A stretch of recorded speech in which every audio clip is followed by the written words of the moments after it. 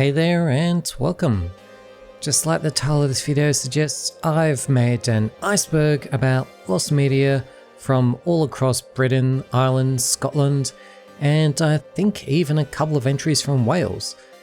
Anyway, let's go.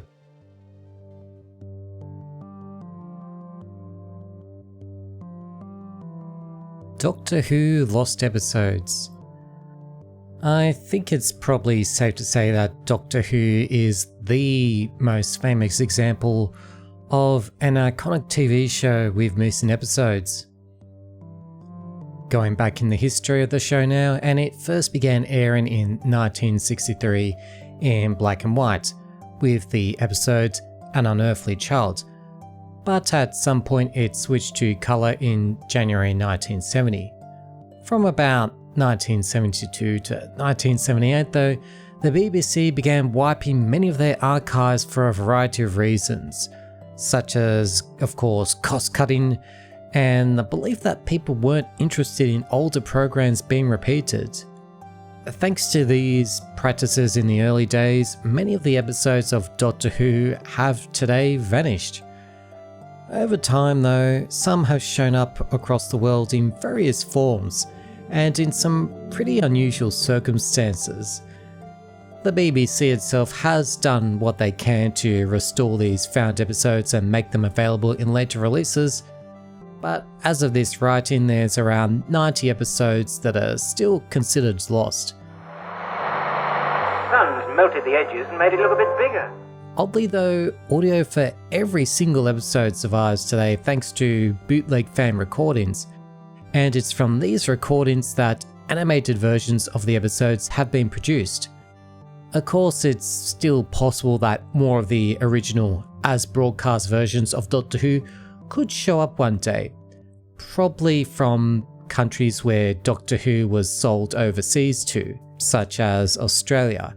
Hopefully those episodes will be found one day and we will get to see them and have them recovered before they're degraded beyond watchability.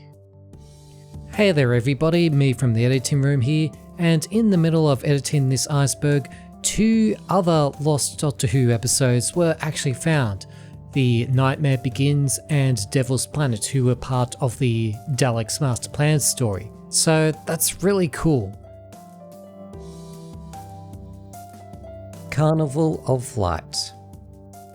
Carnival of Light was recorded in 1967 and is probably the most famous lost work of the Beatles.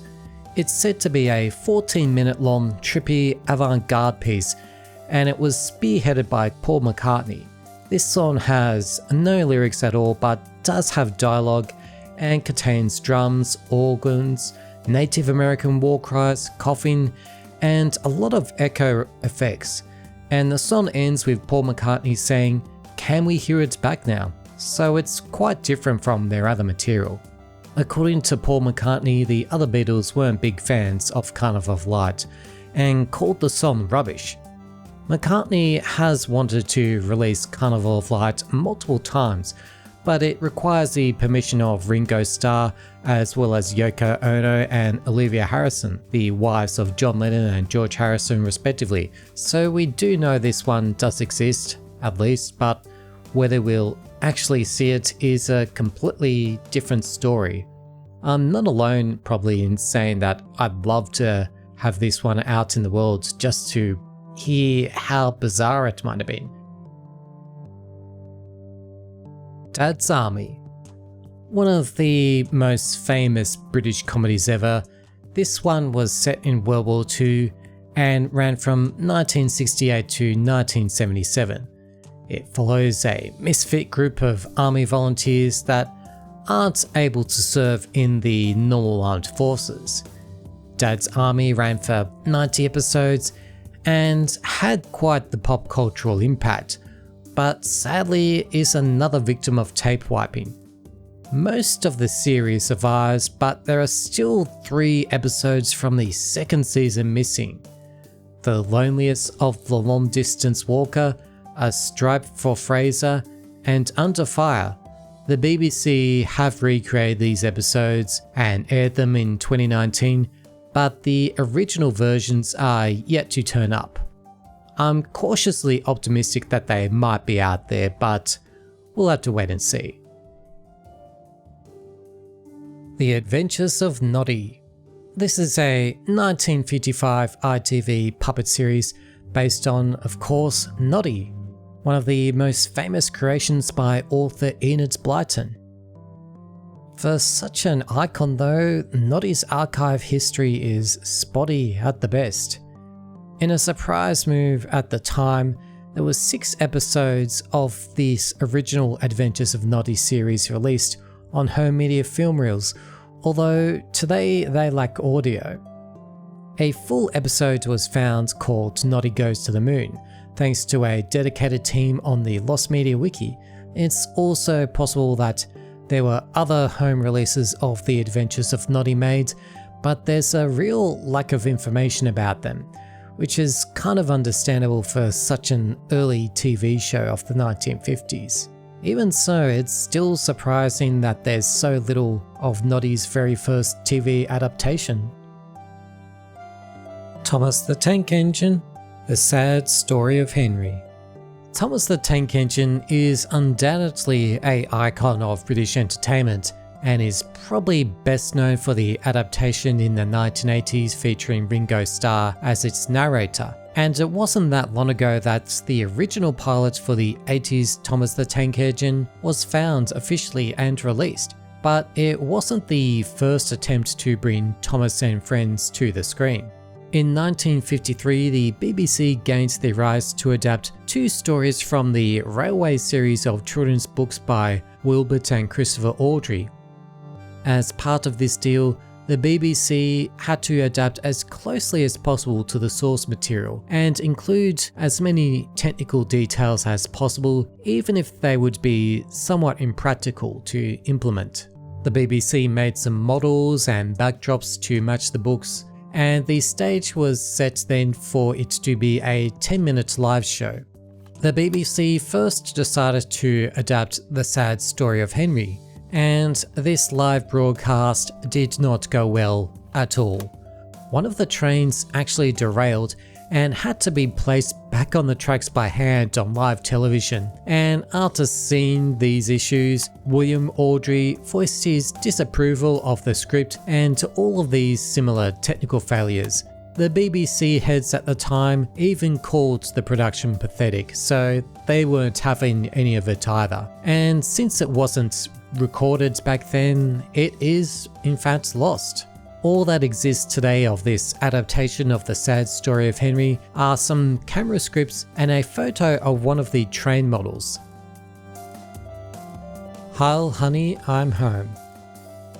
I think this has to be the most well-known, infamous piece of lost media ever to come out of England. Heil, Honey, I'm Home is a 1990 sitcom that featured Adolf Hitler, let me do that again, that featured Hitler and Eva Braun living next door to Jewish neighbours. So yeah, clearly a premise for some tasteful comedy. It was not well received by audiences or critics at all, and just 1 episode made it to air. Today, it's that pilot that's available online, although some clips from other episodes have found their way into the show reel of actor Gareth Marks.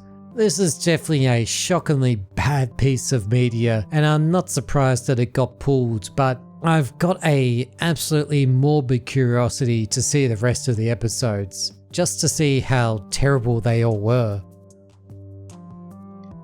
The Strange Case of Dr. Jekyll and Mr. Hyde First Draft.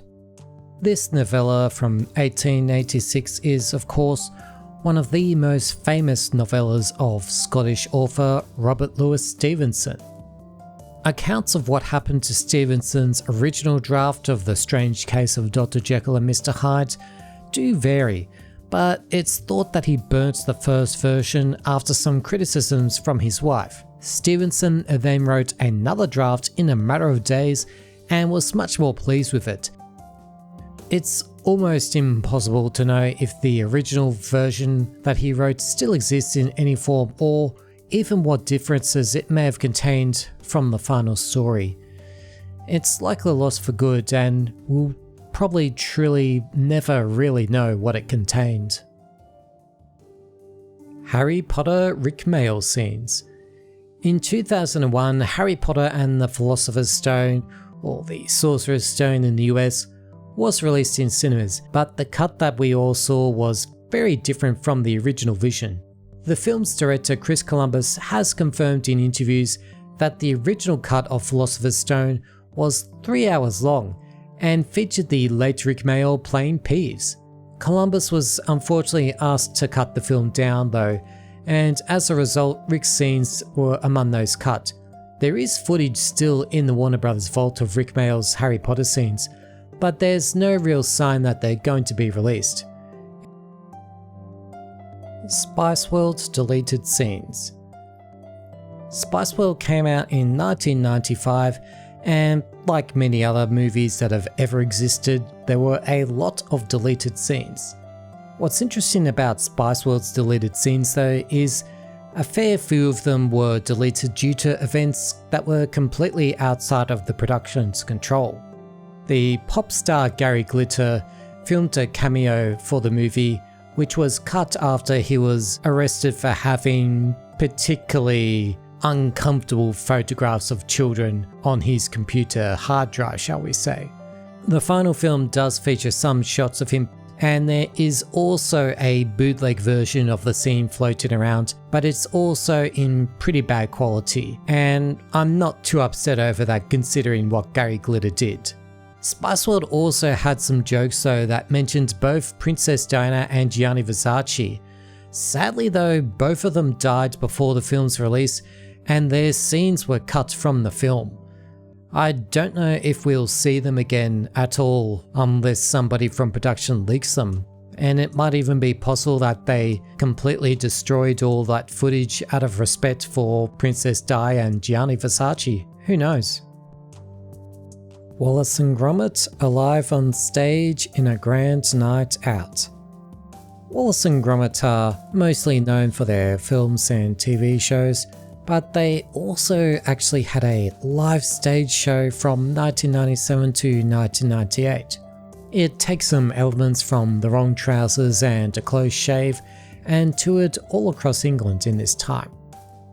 Despite being such a quintessential English icon, this Wallace and Gromit stage show doesn't appear to have been filmed at all in any of its performances, and today it's led to it being partially lost. Over the years there have been some publicity photos and even a few clips from news broadcasts that have been uncovered from the time it was touring, but a single continuously filmed version of the entire stage show is nowhere to be seen.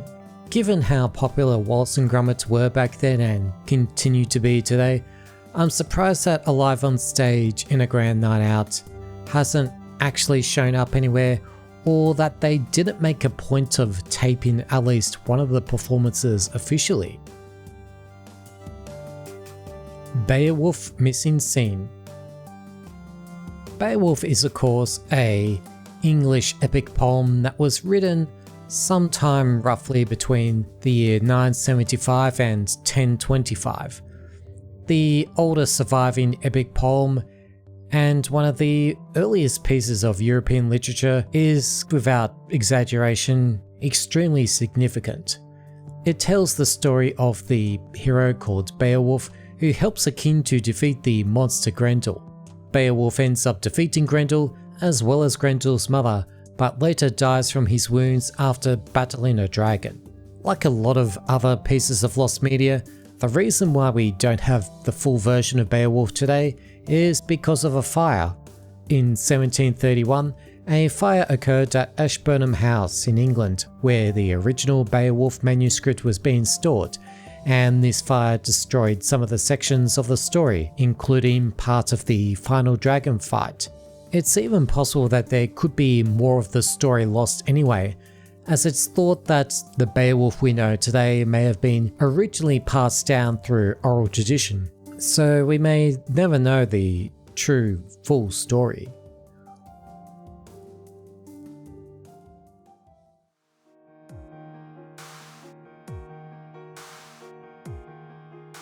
The Quartermass Experiment. The Quartermass Experiment is a British sci-fi series from 1953, and it was made by the BBC across just 6 half-hour episodes. It's actually quite a historic show in the grand scheme of things for the BBC and sci-fi, as it actually predates Doctor Who, and you can kind of see some of the influence of Quartermass Experiment on Doctor Who even today. Each episode of the Quartermass Experiment was actually performed live, can you believe? And the first 2 were recorded, but the BBC felt these recordings were of poor quality and gave up recording on the rest of the eps.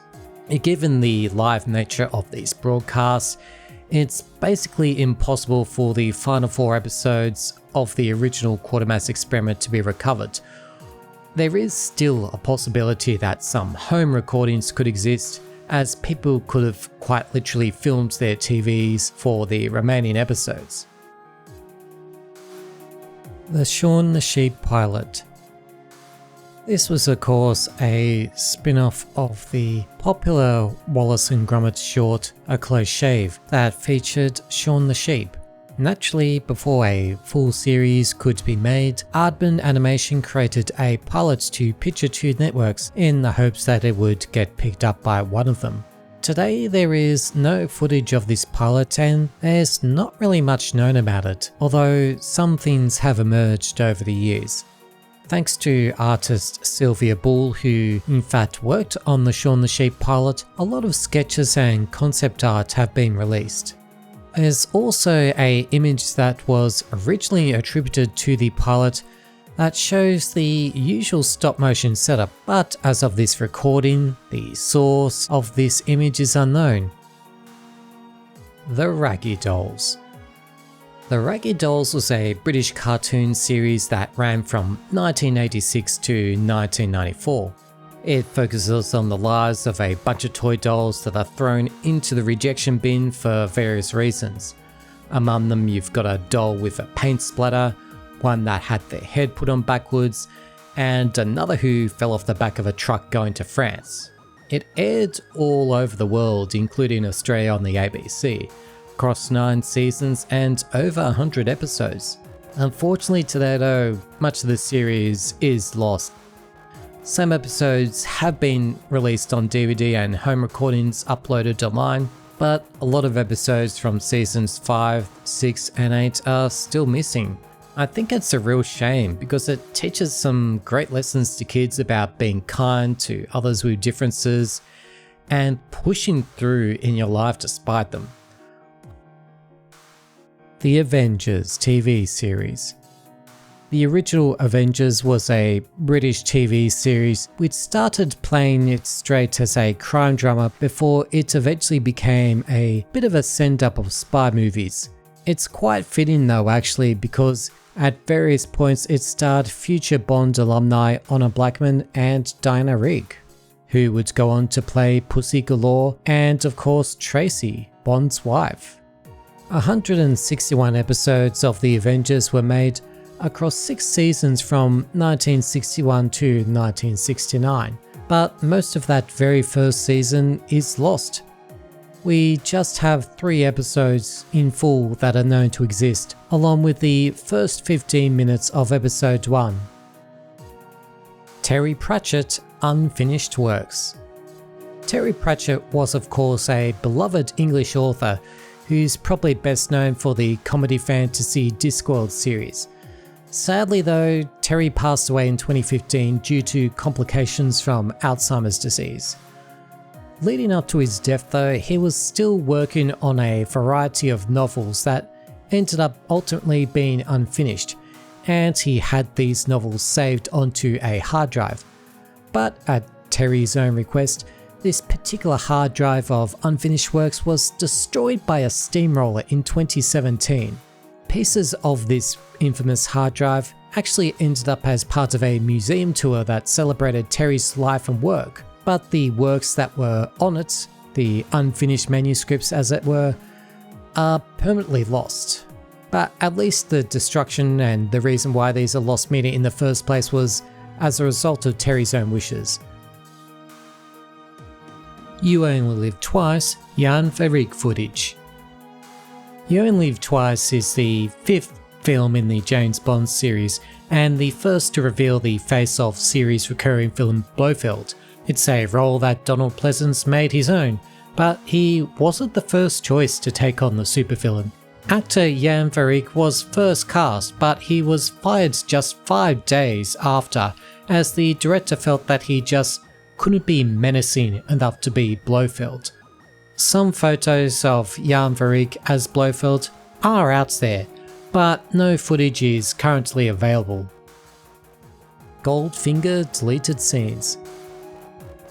As with many movies out there, and many of the Bond films, there were some scenes that were cut or removed entirely. You have one of James Bond and Jill Masterson playing cards indoors, with the film's director give them some instructions according to these photos. You've also got a scene that involves pussy galore inside Goldfinger's bunker, and we don't actually see this scene happen in the final movie. Again, we know all about this scene thanks to some set photos that were discovered and published by 007 magazine. There is also a scene that shows more of Bond in Q's lab, which you do actually see parts of in the intro to Goldfinger, but this particular scene with Q doesn't seem to be available in any other form. Don't Hug Me, I'm Scared, unreleased pilot. First beginning as a web series, Don't Hug Me, I'm Scared is a horror comedy show with puppets, and it began airing first in 2022. A pilot was made for the series, and this version of Don't Hug Me, I'm Scared had some stylistic differences from what we would see today. It mainly had a current events focus as opposed to the more surreal tone of the actual series. This Don't Hug Me, I'm Scared pilot screened at the Sundance Film Festival in 2019, and later the creators of this series would go on to express their dissatisfaction over it, and that is likely why it has never been screened again or received a proper release since that Sundance screening. Fraggle Rock UK version.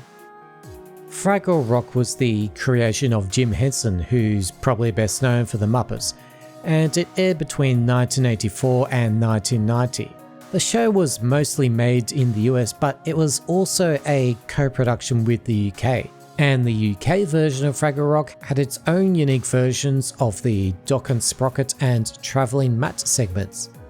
There's not much to be found of this one, although I'm confident that it's somewhere in the studio's archive. So maybe we'll get to see it someday on some kind of special release. Sooty missing episodes. Sooty has to be one of England's most enduring children's television characters. Sooty, of course, debuted in 1955 as a little yellow bear glove puppet, and has had several iterations since then. Many episodes across time have been lost, particularly from the original 1955 show, which featured Sooty's creator Harry Corbett. There was also an animated series made in the late 90s called Sooty's Amazing Adventures. It had 26 episodes, and 3 at the moment are currently missing and unavailable online. The Spy Who Loved Me, Anthony Burgess script. Unlike a lot of the early Bond films, The Spy Who Loved Me only shares its name and not the plot of the novel. The novel version was received quite poorly, and this may have influenced the decision not to follow it for the film.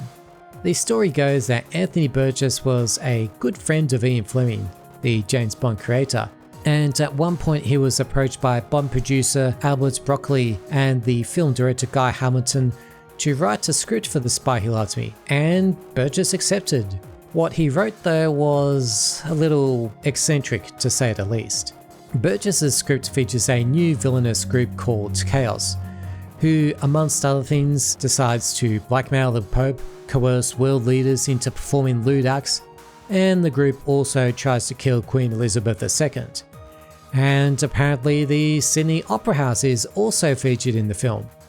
Burgess's Spy Who Loved Me script was of course rejected, and later it would be damaged by a flood and would actually be listed on an insurance claim by the author. But there's still a 44-page outline of his script, which somehow ended up at the Harry Ransom Center at the University of Texas in the 1990s. The Graham Norton Show Russell Brand Incident. In 2012, Graham Norton had Russell Brand as one of his guests alongside Emily Blunt and Paloma Faith. The conversation on the show turned to marriage, and Graham asked Russell about his marriage to Katy Perry, who he'd not long ago divorced. Russell was not pleased and quite upset at Graham's questioning, and claimed that Graham had made his mother cry. When this episode of the Graham Norton Show did go to air, the confrontation between the two of them was actually cut.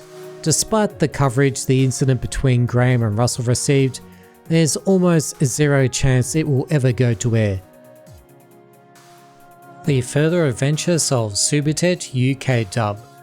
The Further Adventures of Superted is a continuation of the classic English cartoon series Superted, made in collaboration between original animators Mayall and Hanna-Barbera. There were 2 dubs of this series made, one for the US which only had 2 of the original voice actors joining on, and a UK dub which brought back Derek Griffiths as Superted and John Pewtree as Spotty. You can watch the full US dub officially right now, but the UK dub is less fortunate. 3 VHSs of the UK dub of Further Adventures of Superted were released, which contained 6 10-minute episodes. Otherwise though, all the other episodes of the UK dub are missing.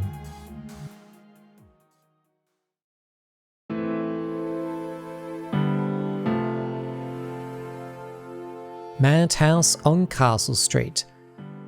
This is a 1963 BBC television play about a boarder that locks himself inside his room and just kinda gives up on the world.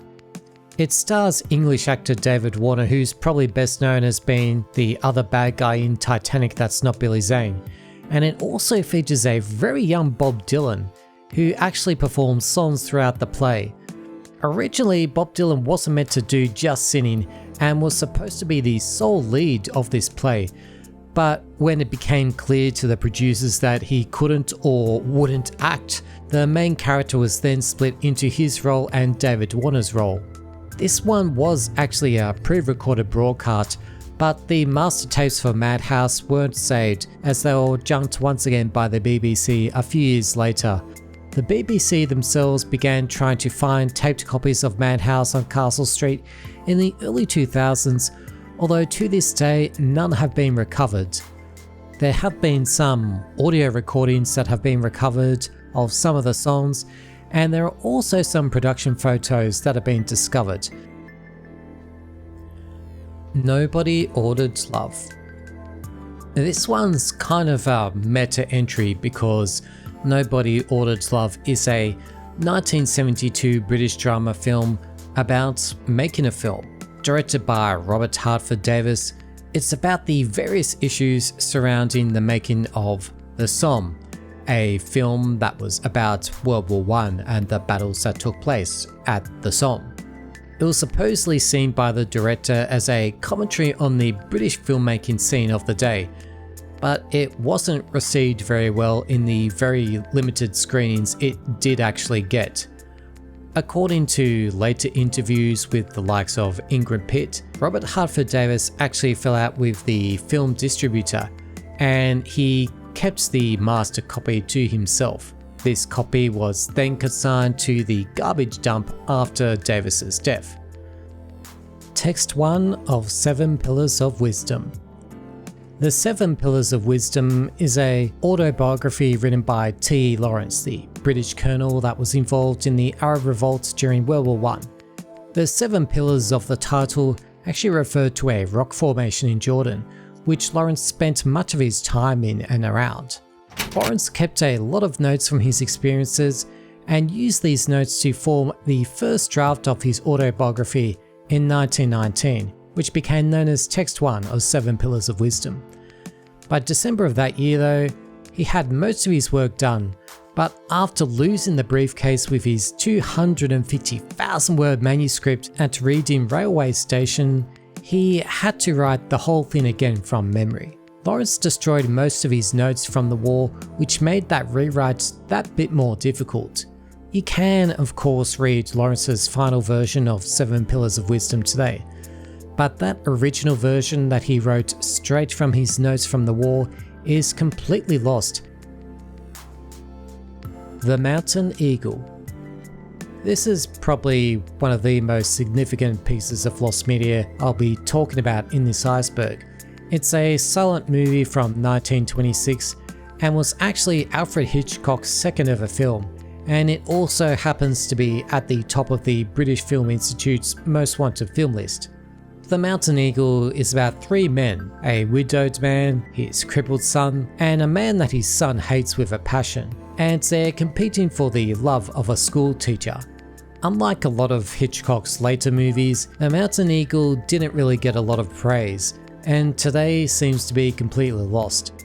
All that we have today is a handful of stills as well as a lobby card. The Rimini Riddle.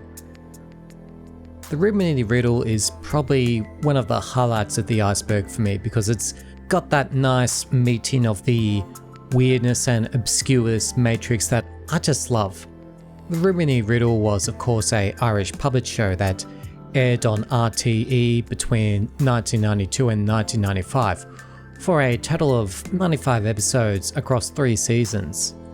The story goes that after their parents die, 3 siblings named Rory, Ellen and Leo have to go live with their Aunt Vera, who's kind of a miserable person and treats them really badly. There was also a stuffed toy named Otto who came to life when nobody was looking, and Otto actually tried to kill the kids on occasion. Though the Rimini Riddle had 95 episodes, today you can only find some production stills and a couple of clips on YouTube, but all hope might not be lost for this one. RTE are undertaking a digitization project of their archive material according to a Reddit thread from 2024. So with any luck, the master copies of the show are still intact and they'll be in a position to show it again. The Taking of Prince Harry. So it's this mockumentary about a fictionalized account of Prince Harry of England being kidnapped while he was serving in the military in Afghanistan. It originally aired on Channel 4 in the UK in 2010, but it's not been seen since or released in any form. Whether that's due to the backlash from the royals or those in the military, we really don't know why. Oasis live in Aberdeen. In 2002, British rock band Oasis went on their Heathen Chemistry tour, and like a lot of Oasis things back in the day, this particular tour has a bit of notoriety attached to it. Throughout their performances, Liam Gallagher's voice gave out multiple times, and this would actually cause him to leave the stage, and this happened in particular during the Live in Aberdeen show. There is audio of their Aberdeen concert from bootleggers, and a version of the concert was also broadcast on radio station Clyde One, but a bunch of the songs from the setlist were cut, as well as some audio of Liam announcing that he was leaving the stage. The Dandy. The Dandy is a Scottish comic series that ran for over 70 years from about 1937. The final issue went to print in 2012, but there was an online subscription-based version which had games and voice acting as well. This online version of The Dandy wasn't without its problems though. They had some formatting issues between devices, and when this version of the comic didn't take off like the printed version, it was deleted and yet another relaunch of The Dandy followed, but it didn't last long either, and this second site was ultimately shuttered. In total, these web versions of The Dandy lasted for less than a year. You can find some elements on the second web version via the Internet Archive thankfully, but the actual website and the comics that were part of that very first version are completely lost. A Study in Scarlet. This is a silent film adaptation of the very first Sherlock Holmes adventure, made in 1914. It features actor James Braggington as Sherlock and is supposedly the first actor ever to do so on screen. This early version of A Study in Scarlet hasn't shown up anywhere since, and has actually made it to the British Film Institute's top 10 most wanted list. So given the age, I'm not going to say it's impossible for it to be found, but very unlikely. The First Men in the Moon. This is a 1919 silent film based off the H.G. Wells novel of the same name. We do know the cast and the crew of this 1919 version of The First Men in the Moon, but the film itself appears to be gone. All that is known to exist today is a synopsis and some promotional material. Rainbow. Rainbow is a British children's series that apparently was a bit of an institution, and it first ran from 1972 to 1992 and also had a revival from 1994 to 1997. Rainbow was aimed at preschoolers and featured the puppets Zippy, George and Bungle, who was actually someone in a bear costume. In a bit of a twist for a preschooler aimed show, it did get some releases on home media. Many episodes of Rainbow are today considered lost though, especially since there were over 1,000 made in its lifetime. But perhaps the most interesting of all is a alleged unaired pilot. This pilot was filmed completely unscripted apparently, and featured a bear that was called Rainbow instead of Bungle the bear. Stephen Hero. Stephen Hero is an autobiographical novel written by Irish author James Joyce, who you may know from such work as Ulysses, Finnegan's Wake, The Portrait of the Artist as a Young Man, amongst others. Unlike all of these though, Stephen Hero is unfortunately incomplete. It's been alleged that Joyce burnt the manuscript for Stephen Hero after it was rejected by publishers one too many times, but thankfully his wife managed to save some of the pages by grabbing it out of the fire. This is really in the alleged territory though, as the surviving pages of Stephen Hero apparently had no signs of burns. 383 pages of this novel were eventually published in 1944, but in an intro by Theodore Spencer, it's been alleged that the first 518 pages are lost or otherwise disappeared. The History of Cardenio. This is a mysterious lost play from the early 1600s, later attributed to William Shakespeare and John Fletcher, though this attribution has been disputed. It's unknown what the actual plot or the characters of this play are, except that it likely takes some inspiration from the character Cardenio in the novel Don Quixote. What we do know though is that it was performed at least, as records from 1613 show that an actor received a payment for it. And there was meant to be a plan to publish the history of Cardenio in print form according to a register of works in 1653, but this of course never happened and it became lost. Do not adjust your set. This is a British sketch comedy series that aired from 1967 to 1969 and featured some very notable alumni, including David Jason, Denise Coffey, Michael Palin, Eric Idle and Terry Jones. Do Not Adjust Your Set had a mix of animation and comedy sketches, and across its 2 seasons it had 26 episodes. Today, all of season 1 has thankfully been found, but the second season is a bit more patchy. Only its special episode and episode 2 have been found in their entirety.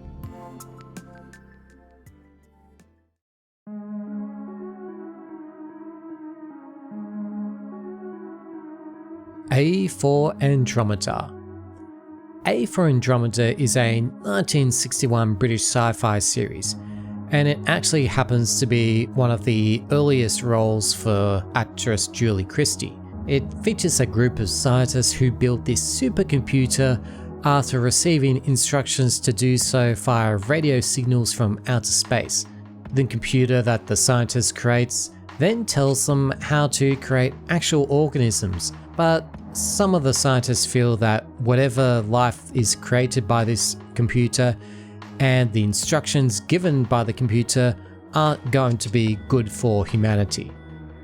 Today, just one of the 7 episodes of A for Andromeda survives, thanks to the BBC's tape junking policies of the 60s, despite sales to other countries where other episodes would have been shown. Rob Roy. Rob Roy was a 1911 silent short film that was the first to show the life of the Scottish folk hero on screen. It was made by United Films and starred John Clyde in the title role and was filmed on location in Aberfoyle, Scotland. Beyond some theatre programs and a handful of photos taken during production, there's basically nothing left of this early version of Rob Roy's story. Old School by Amy Winehouse. Amy Winehouse was undoubtedly a prodigiously talented British singer. She recorded many demos in her far too short life, but there's one that now appears to be lost, or at least not available for the public to hear. In 2001, Amy recorded the song Old School with British producer Major. Old School was supposedly on Major's SoundCloud sometime in 2010, but it is no longer accessible. You can find an instrumental version of the song on YouTube, which was likely pulled from Major's upload of the song on his MySpace from back in the day. Amy's original vocals or a complete mix of the song, though, are yet to resurface anywhere. Moonraker audio drama. Sometime in the 1950s, the James Bond novel Moonraker was turned into a radio play, with Bob Holderness voicing the role of James Bond. I say sometime in the 50s because we don't even know the year this was broadcast, or if this particular audio version of Moonraker was authorized by Ian Fleming or Fleming's people. There are no known copies of this audio drama version of Moonraker, and unfortunately we have no script either. Saturday Superstore Margaret Thatcher episode. Saturday Superstore was a morning children's variety series that aired from 1982 to 1987. It's notable for being a live show for children and usually broadcast for over 3 hours.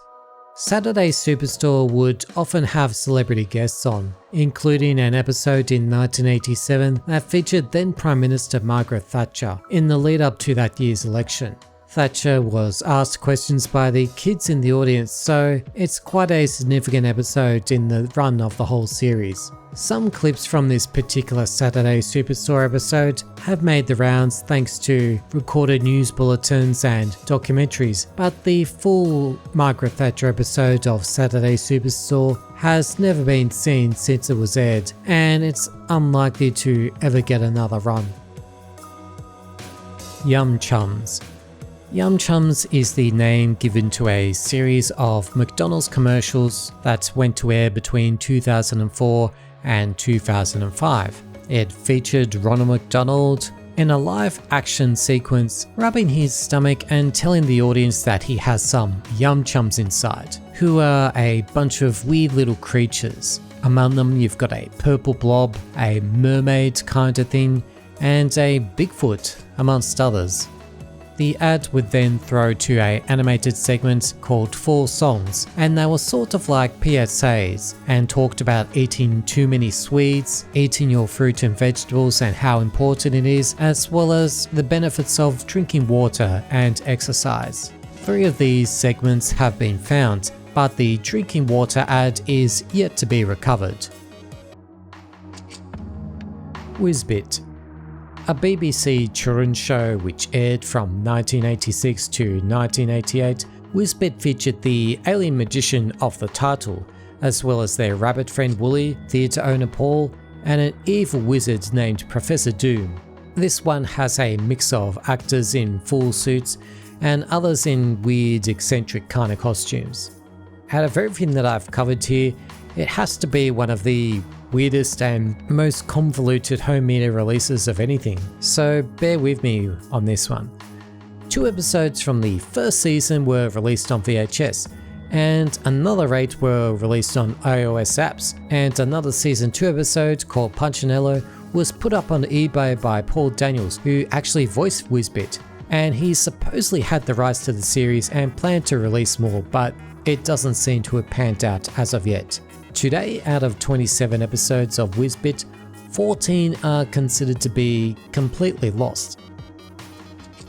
Shaun Dancing demo tape.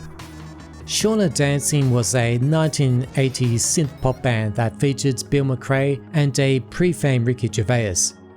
Shaun Dancing got a record deal with London Records, and they did release some songs and even made TV appearances, but they weren't super successful in the UK. They were somewhat popular in the Philippines though, apparently. Shaun Dancing only ever released 4 songs: More to Lose, You're on My Side, Bitter Heart, and Tell Her. That demo tape that they sent to London Records though, it had 16 songs. We have no idea what the missing songs were called, or even if they still exist in London Records archives, or if the band members still have them. Z-Cars.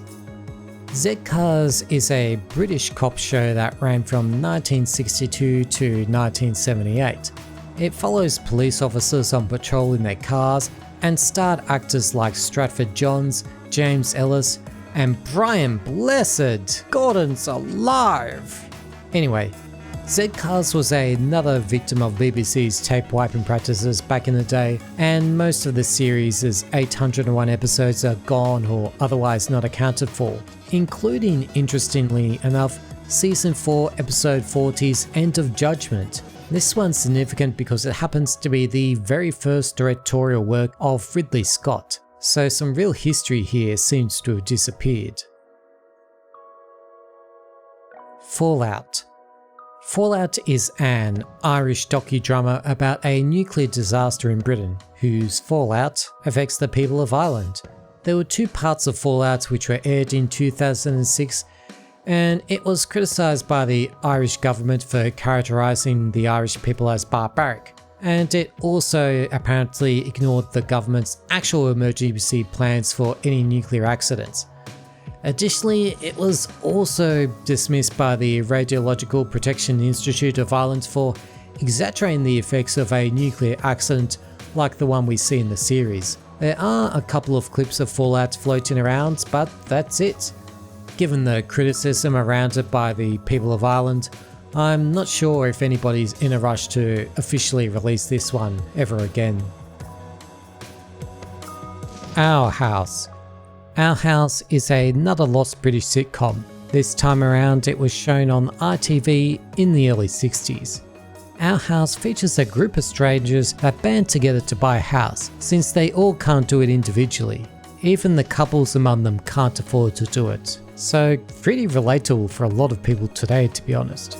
It ran for 39 episodes across 2 seasons, but today just 3 episodes are known to survive. Thankfully, if you're really curious, you can watch those 3 episodes of Our House on DVD, and even the cover acknowledges that they're the only 3 episodes known to exist. Time Slip Colour Episodes. Time Slip was a British children's sci-fi series which was a collaboration between ATV and ITV in 1970, which, as you could probably tell from its title, involves time travel. In this show there were 2 children who travelled between alternate pasts and the future. At first, all of the episodes of the show were recorded in full colour, but episode 23 and 24 were in black and white due to the colour strike of the early 1970s. The series was also sold in black and white to countries that did not have colour TV at the time. and it's these black and white episodes that survive today for the full series. The original colour episodes of Time Slip no longer exist really, with only one still available in colour. Every other re-release of the show has only included the black and white episodes. It's possible that those original colour episodes no longer exist and are likely another victim of tape wiping from back in the day. Who is Jamie Crow? Who is Jamie Crow is an Irish series about a boy who is of course named Jamie Crow. He happens to be a magnet for strange things happening around him when he arrives at St. Ferdia's school. There's flying bags and people start disappearing. There's only a promo clip of Who is Jamie Crow online at the moment, and the series does have an IMDb page, but otherwise there's not really anything to suggest it ever existed. The Riordans. The Riordans is an Irish soap opera which ran from 1965 to 1979. It's set in the fictional town of Leestown in Ireland and follows the Riordan family's lives as well as the other citizens in this town. This particular soap opera was significant as it was one of the first ones to have on-location shoots rather than just being shot in the studio, as the show would often go outdoors to film the Irish countryside. It was a much-loved show in its day, and there was actually considerable uproar when it was cancelled. The decision was even criticised in the Irish Daily the following year. Over 600 episodes were made, but today it seems there's only a few clips available anywhere. Cone Control. Cone Control is about the endless war between cars and traffic cones. And I'm not making that up, that's actually what the show was about. It's a 2002 animated series that was originally made and dubbed in Britain, but it's not known if it ever actually aired in English-speaking countries. Cone Control did get a screening in China, and you can watch the Mandarin Chinese dub today, but the English dub has a lot of missing episodes. Weirdly, it was also broadcast on Albanian TV, with both Albanian and English audio tracks. 28 of 54 episodes have been uploaded to YouTube by the Cone Control production company, with the most recent upload being from May 2024 as of this recording. The Baskervilles. The Baskervilles was a British, French, Canadian animated series that was made in the year 2000. It's about an ordinary family who are coaxed into living in a hellscape of a theme park by one devilish billionaire named Lucifer. Lucifer plans to turn the Baskervilles evil also, but the family is just too cheerful and happy, and from there the tension and hijinks ensue. Out of the 26 episodes of the Baskervilles made, just 8 of the British English dub have been found at all. Crash Test Danny. Crash Test Danny is a 2007 British television series that explained physics to kids through experiments on a crash test dummy. There's not much known about this one unfortunately, and out of the 13 episodes that were known to have been made, just 4 of them have found their way online. James the Cat. James the Cat is a British animated kids show which aired its first season in 1984 and its second not until 1998. The show is about a cat named James who's left behind after his owners move house, and James goes on to make friends with a bunch of local animals such as a snail, a rabbit, a kangaroo, a frog, and even a dragon. Oddly, the very first season of James the Cat is completely recovered thanks to being released on VHS back in the day, but the second season, which came out in 1998, has never seen any release. There are 3 episodes available in the original English dub of James the Cat, and there's a bunch of Persian dubs available for the rest of the series for some reason. Titch. Teach was a stop-motion animated series that aired from 1997 until 2001. It was shown on CITV and Channel 5 in the UK, and it actually got shown on the ABC in Australia, and was adapted from the books of the same name. The show is a bit of a comedy and has Teach, a young kid, trying to help out his parents and siblings, but hilarity would ensue when he would inevitably fail. 39 episodes of Teach were produced, and you can find most of the show online through a combination of DVD and VHS releases, and even some Vimeo videos from the late creator Pat Hutchins, but episodes 27 through to 39 are all still lost as of this writing. Given how challenging it is to create stop-motion animation in the first place, I do hope this one gets recovered. It's worth the effort. Love's Labours 1. Love's Labours 1 is a play attributed to none other than William Shakespeare.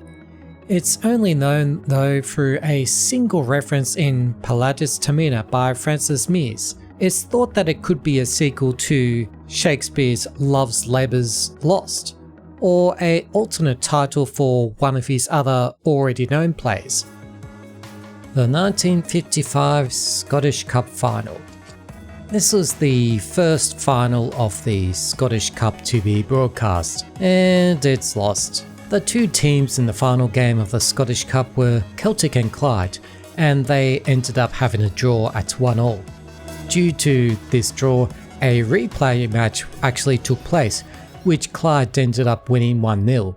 That tied final game of the Scottish Cup was never actually rebroadcast, and outside of some newsreel footage and photos, there's been no footage of the game known to exist today.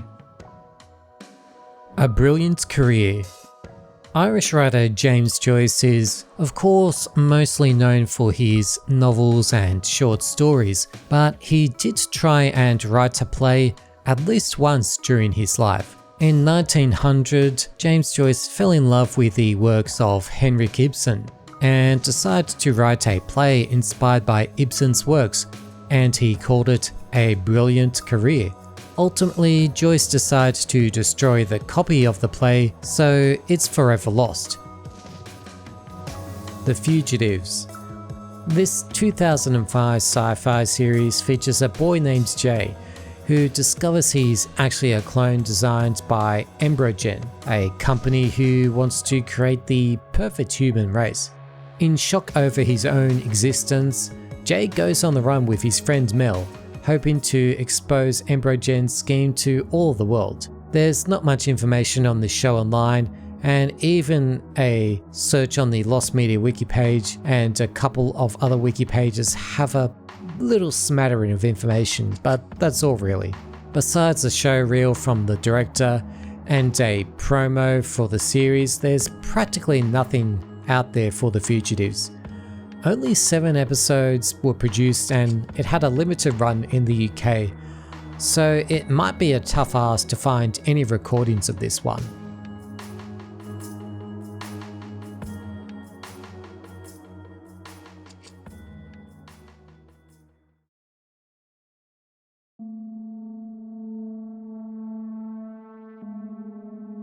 Blips. Blips is a 2005 Spanish-British TV series that had 26 episodes. It was a show that combined 3D animation with live action. It features the main character called Mr. Perfect, played by Robin Stevens, doing everyday tasks to perfection, only for the Blips, a bunch of purple aliens, to tamper with his efforts and make things go wrong before the credits start rolling. Blips was also narrated by Patricia Routledge, who you probably best know as Hyacinth Bouquet or Bucket from Keeping Up Appearances. Parts of the Blips website have been recovered, and some episodes have as well, though a lot of these have disappeared after uploading. Hero 20. This is a live-action kids TV series about a child named Charlie who's dealing with personal issues, but he also loves football, or soccer. He gets advice on his playstyle from a poster on his wall of actual football star Michael Owen. It only ran for 6 episodes and doesn't seem to have had many repeats either. A few screenshots from Hero to Zero have made their way online, and there's also been an upload of episode 5 and some clips by YouTuber Alex C. United.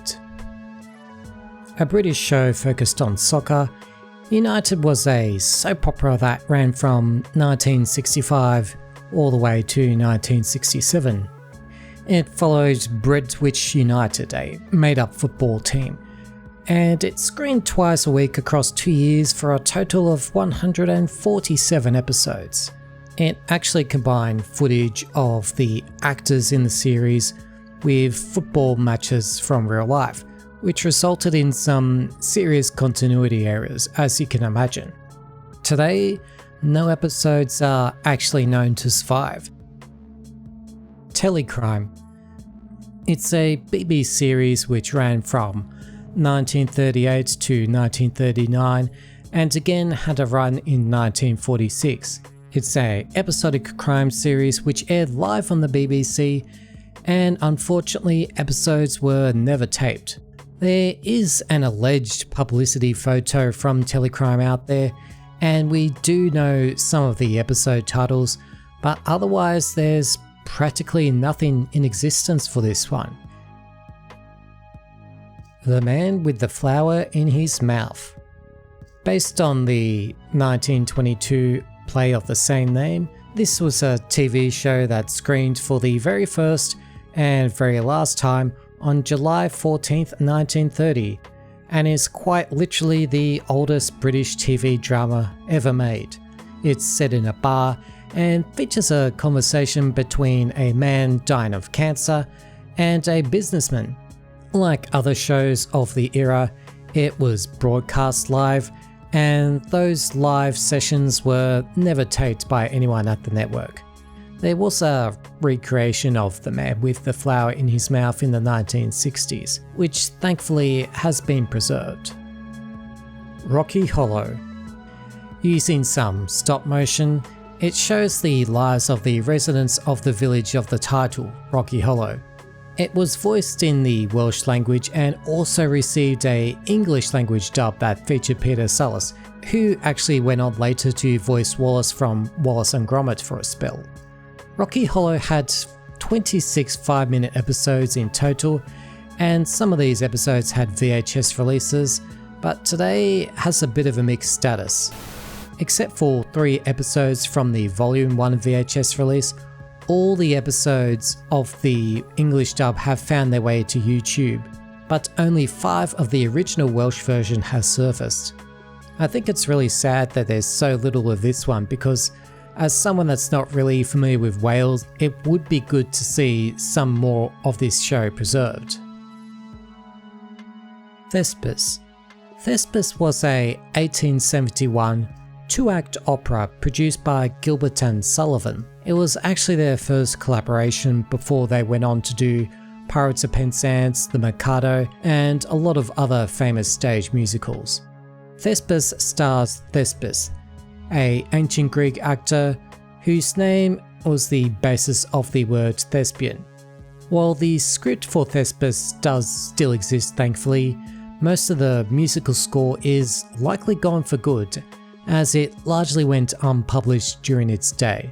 3 songs from Thespis do survive though. You have Little Maid of Arcady, some music from a ballet sequence in Act 2, and Climbing Over Rocky Mountain, which was actually later reused as part of Pirates of Penzance. The Battle of Maldon. This might be one of, if not the very oldest piece of lost media that I've uncovered for this iceberg. It's an English poem that was written about the 991 battle between Anglo-Saxon and Viking forces that of course became known as the Battle of Maldon. The actual original publication date of this one isn't really known, but we do know that complete copies did at least exist until 1731. And the reason I say that is because the only known copy of the Battle of Maldon was destroyed at that point. A transcripted version was found in the 1930s, but it doesn't cover all of the original Battle of Maldon poem. Tolka Row. Tolka Row is an Irish soap opera that aired between 1964 and 1968, based on the play of the same name, and there's not much out there about this one. While we do have a couple of photos from the show and the final episode has been recovered, there's practically nothing left of Tolka Row today. I don't know much about this one, so if you do then please fill me in the comments. Hunting Tower. Hunting Tower is a 1928 film that was based off the novel of the same name. It's about a retiree and a young poet who join forces to try and rescue a Russian princess. Hunting Tower was filmed at Bamberg Castle and stars Harry Lauder, Vera Verona, and Patrick Ahern. Despite being allegedly a successful film, Hunting Tower is nonetheless missing. There have been some newspaper adverts and a film poster discovered for Hunting Tower, and there is also, believe it or not, newsreel footage of Harry Lauder arriving at a screening at the Regent Theatre, but weirdly the actual film itself hasn't been found. Xenolong. Xenolong is a CBeebies TV series that ran from 2002 to 2004. It tells the story of a weird flying outer space robot thing called Zing, who explores some noise and collects sounds and is helped by a woman named Zoe. Xenolong has never been released on home media or streaming, and it's quite obscure and doesn't even seem to have its own IMDb page. Out of 26 known episodes, 16 are still completely lost as of me saying these words. Don't Eat the Neighbours. This is a really weird looking show, let me just get that out of the way from the start. Don't Eat the Neighbours was a British-Canadian children's series from 2001 to 2002. As of May 2026, 14 full episodes of Don't Eat the Neighbours have been found, with 6 partially recovered and another 6 that are still fully lost. Deadsville. Deadsville is kind of a wild animated show pilot from 2005. It's set in the afterlife and the characters are all famous people that end up with average jobs. Mick Jagger is a janitor, Cleopatra is head of the local council, and Attila the Hun is the police chief. The Deadsville pilots did go to air apparently, but it was never picked up for a full series, and this pilot has now become lost. Lost Media Wiki forum user DJ Chelsky did actually get in touch with the Deadsville series creator. They said they didn't have any footage, and even Channel 4 in the UK didn't really say if they still had the pilot. Murderbag, Crime Sheet, No Hiding Place. I'm lumping these ones all together because they're 3 British TV series which aired on ITV from 1957 to 1967, and they all starred Raymond Francis as Detective Tom Lockhart. In total, across all 3 series, there were 329 episodes made, but almost nothing of these Detective Lockhart shows exists today. Year of the French. Based off the Thomas Flanagan novel, Year of the French is an Irish series that is about France's attempt to start a revolution in Ireland in 1798. This one looks to have aired just once in Ireland and England and France, and that's all. Nothing of the series is available anywhere, though oddly you can find a making of clip of the show on YouTube, and the soundtrack has also been found and uploaded. It's kind of strange that there's nothing else for this one given that it aired in 3 different places, but then again the limited airing probably contributes to it being lost. Tech the Tractor. This is a English dub of the Welsh series Tequin Ye Tractor. It's about, of course, a tractor who ends up getting into trouble on a farm and has to be bailed out by their friends all the time. 7 episodes out of 29 are still incomplete and not fully recovered. Comedy Playhouse. Comedy Playhouse is a English anthology series of sitcoms which aired from 1961 to 1975. I guess they were kind of testers or pilots or something, because some of these sitcoms ended up becoming full proper series in their own right, such as Are You Being Served? 128 episodes of Comedy Playhouse were made, but 95 are still missing, despite the best efforts of a lot of people to track them down. Audrey and Friends. Audrey and Friends is a 2002 animated series. It features a teenage girl named, of course, Audrey, and her friends, a dog named Roundball, as well as Mina and Constance. Supposedly the show features some shenanigans like text messages, internet, and medieval love potions according to some descriptions. Out of 26 episodes though, only 1 full episode has been recovered thanks to a DVR recording, and that was just the first episode. We do have screenshots from some of the others and a partial recording of the final episode of the series, but otherwise you're probably out of luck for this one. Jenny Can't Work Any Faster. This is a incredibly obscure British telemovie that aired in 1975. It features a girl named Jenny, played by Pauline Quirk, and she's working at her dad's business. Jenny is autistic, and supposedly Jenny Can't Work Any Faster is one of the very first films to show a depiction of autism. There's not a lot of information about this film. The BFI apparently has a script and some photos, but there's no footage of the film itself available. George Brown JFK interview. George Brown was a British politician and part of the Labour Party, and was a MP from 1945 until 1970. Despite Brown's long career and his political abilities, he was known to have some issues with alcohol. These would come to a head on November 22, 1973, when US President John F. Kennedy was assassinated. During an appearance for the mayoral rinks at Shoreditch Town Hall, George Brown was given the news of JFK's death. He apparently had met Kennedy a few times before and agreed to be interviewed about his death. This interview did not go well. Brown had already been in a fight with actor Eli Wallach, who just happened to be there for some reason. And whilst on air, Brown was a bit of a mess. He was crying and aggressive all at once, and acting like he knew the Kennedys far better than his handful of meetings with JFK would suggest.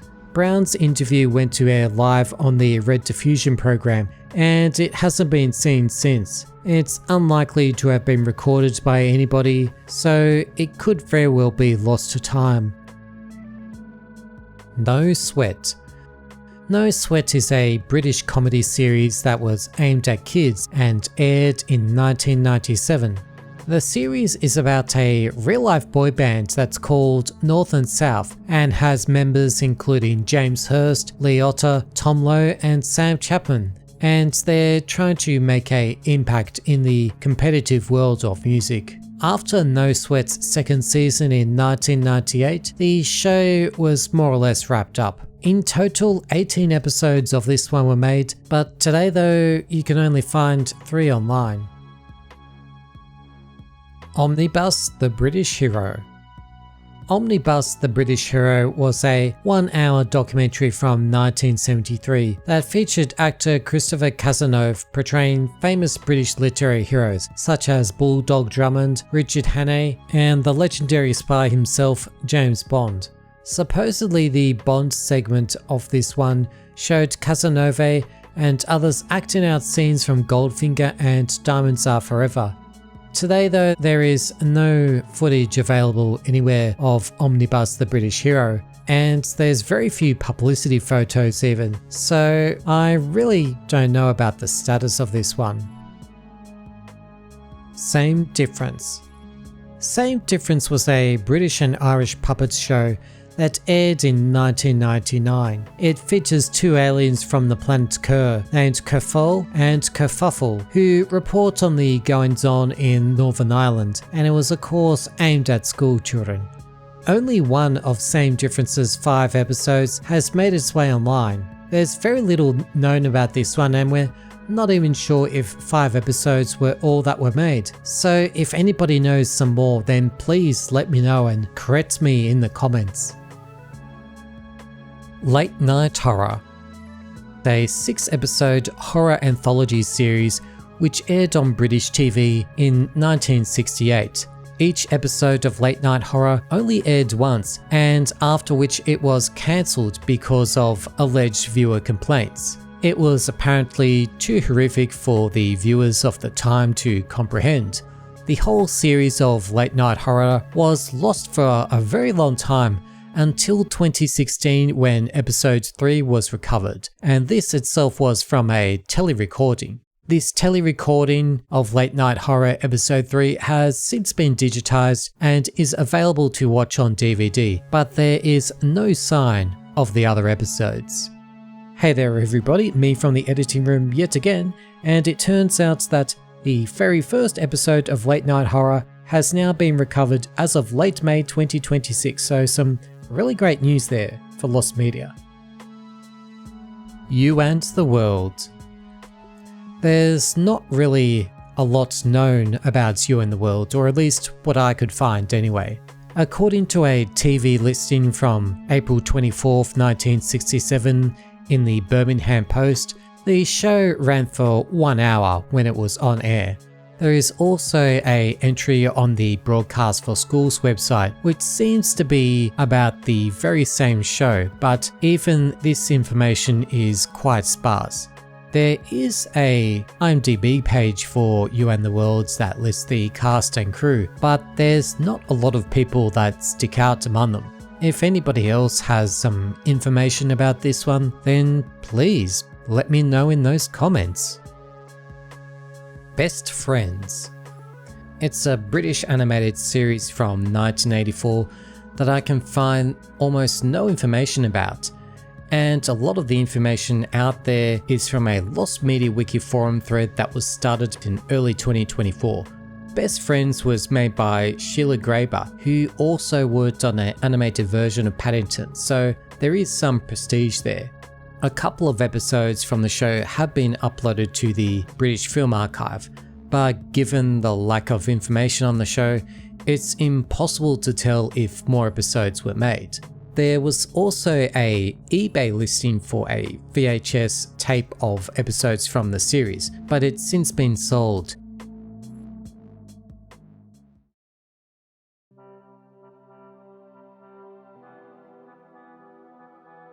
Teeth. Teeth is a 2002 comedy film from Britain. I say that, but its existence is barely even documented. Teeth is mentioned on actor Alice Marriott's website, as well as on IMDb, but that's it. There's no posters, no photos, no film clips, nothing like that at all. All we know about Teeth besides the cast and the name is a brief plot outline. It's apparently a comedy about a 35-year-old virgin with big teeth. Make of that what you will. Brendan Behan's 1956 Panorama interview. Brendan Behan was an Irish author, poet, playwright, and Irish Republic activist.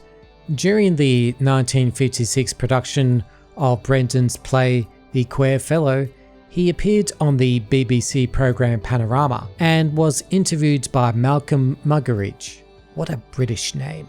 This interview wouldn't have been remarkable except both Malcolm and Brendan had been drinking right before. And despite Brendan showing up to the studio without shoes, Muggeridge insisted that the show went on and that they proceed with the interview. By all accounts though, This interview was quite the sight to behold, as Brendan was still very much drunk and even dropped an F-bomb here and there. And this particular F-bomb may have actually been the very first utterance on a British TV show ever broadcast to the world. Far from being an embarrassment though, it seems that this interview actually endeared Brendan to the public, but today you cannot find it anywhere. Billy Bean and his funny machine. As the title suggests, it focused on a character named Billy Bean, who operated a machine which could make anything that Billy drew. This was actually a UK version of an American show, Jolly Gene and His Fun Machine, which was created by Chuck Lutschiner. Only a handful of images have made their way onto the internet though, and there's no actual episodes as far as anybody can tell. Irish oversized eels photo. In the book Alive by the Boyne, there's a story recounted from Ireland in the 1950s, where one Major McVeigh told two men in a butcher shop this story about giant eels that were found at his estate. The Major apparently showed a photo of these supposed giant eels taken by his family in 1907. These eels had apparently been killed after poisoned dogs were thrown into the lake on the family's property. This alleged photo of the eels isn't in Alive by the Boyne, but much of the story that's been told here does check out. There is a Drewstown estate, and the McVeigh family did actually exist, according to research by Redditor But Forever Now. So there's some credibility at least, but whether this photo exists or the incident happened, who knows? The Gnomes of Dulwich. The Gnomes of Dulwich aired for just 6 episodes in 1965, and as you can guess, it's about gnomes. These particular gnomes live in a garden at 25 Telegraph Road, Dulwich. They come to life when darkness falls and get into arguments with the plastic gnomes next door, who just so happen to be made in China. And these gnomes also make some observations about the human race. Today though, almost nothing of the Gnomes of Dulwich exists. You can find a small amount of publicity shots, and scripts for all 6 episodes are available, but no footage is out there. Meanderings of Memory. Meanderings of Memory was a book that was supposedly published in London during 1852, but there are no known copies today. It's actually listed as a source for the definition of 50 words in the first edition of the Oxford English Dictionary, and there's quite an interesting story of how this mystery unravelled. In 2013, a dictionary staffer at the Oxford Dictionary was looking to revise the entry for the word revirginize, which cited Meanderings of Memory as a source, and when they couldn't really find any real trace of this book, it kicked off the search for it, which is still going to this day. There is evidence that Meanderings of Memory was at least sold at one point, thanks to a listing in a bookseller's catalogue, but this offers very few details. The Latin quotes in the listing doesn't appear in any other published works either, and we don't even know why this Latin quote is even included in this mention. At this point, we not only have no idea whether a copy of Meanderings of Memory exists at all, we don't even know what it's about. It's been speculated by Oxford English Dictionary staff that Meanderings of Memory could be a work with some adult scenes, I guess, which would have been seen as scandalous during the 1800s. Or maybe it was a book that had an extremely limited print run, maybe even both. It could definitely offer an explanation of why it's so hard to find any real trace of it. I've got to be honest, I'm really intrigued by this one, especially how it first got uncovered as a mystery and piece of lost media in the first place. I've got no idea if it'll ever be found, but I really hope we get some more information about it at least.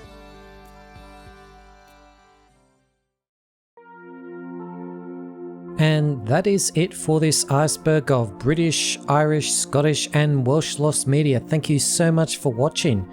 A big shout out to the dedicated contributors of the Lost Media Wiki, because I simply would not be aware of a lot of the lost media in this iceberg without your contribution, so big shout out to you. This iceberg took me quite a while to finish with various live events, so there's probably things that I've missed in this iceberg or that have been updated since writing and recording the audio. So if there's something that I've overlooked, then let me know in the comments. And if you really enjoyed this, then maybe subscribe or something. I don't know. That'd be cool. Anyway, thank you for listening. Thank you for watching, and take care.